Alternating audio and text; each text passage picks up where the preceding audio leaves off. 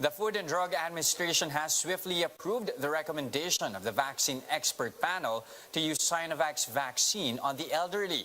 Let's discuss that with Dr. Consorcia Quizon of the National Immunization Technical Advisory Group, or NITAG. Doc, will this in any way affect the vaccine rollout, especially now that people with comorbidities are also getting simultaneously inoculated?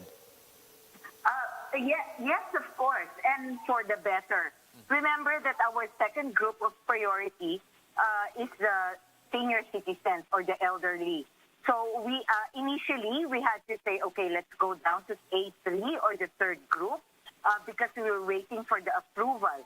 So now that it's approved, or at least the vaccine expert panel has recommended it, then we would be more secure that we can in fact use it for the second priority group, who are the elderly. Okay, just to, of course, for context here, Coronavac was previously just recommended for those who are aged 18 to 59. What was the basis then for allowing it to be used on senior citizens?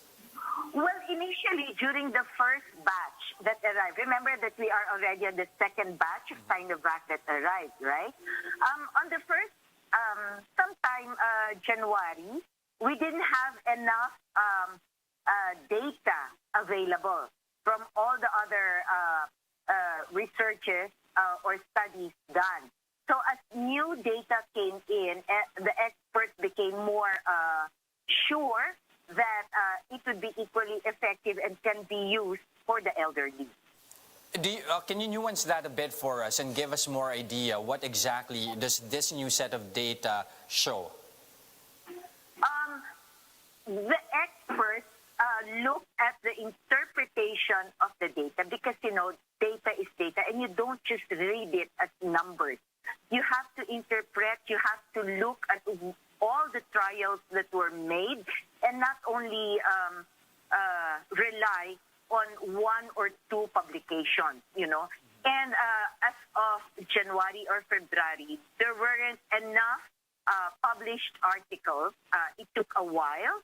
But now, now that there are more published articles, you know, they're more secure in saying so.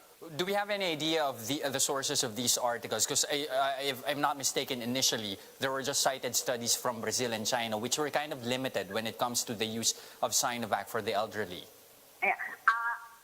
I'm sorry, I'm on the road now and I don't have the data with me. But I guess the better persons to ask would be the expert panels themselves. Now, based on your knowledge, can the FDA really make such changes when it comes to their authorization for a vaccine? You know, the thing is, for every batch or for every tranche of vaccines that arrive, you know, there is recommendation, there is a study or the expert panel review whatever is, you know, new studies, new data that come in. So, yes, there is no doubt that they can change, if you call that a change. This is the second tranche that arrived. So, we have new data for it. So, FDA can change, if you call it a change, their recommendation. Now, how many senior citizens do we hope to actually inoculate via Sinovac's vaccines? And is this something that you would say is a compromise, given that there's a thinning supply of AstraZeneca being, of course, the primary vaccine that was initially allowed for use on senior citizens? You know, we must remember that we do need the vaccine as of the moment because of the surge, right? And so we need to use what is available. And even the available doses right now isn't enough there isn't enough to go around. The estimated number of senior citizens is about 10 million, give or take, you know. So even if we exhaust the 1 million that we have, Sinovac, it's really not enough to cover our senior citizens. So the short answer is yes, it will be useful, and whatever tranche or whatever brand of vaccine comes next, we still follow the priority list that we have.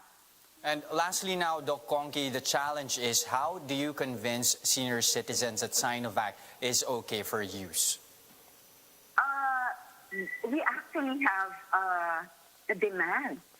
You know, there's so many people asking. And there are so many also others who have taken the Sinovac. Even during the first tranche, when they said that it wasn't recommended, there were those who signed waivers because they feel that they need to be protected, and they were comfortable with the Sinovac. So we have examples. So we have people who have been vaccinated. Of course, there's still some vaccine hesitancy, but we believe that there is a demand. And actually, the worry, and the good worry as of the moment, is that there is a demand and we may not be able to supply with what we have now.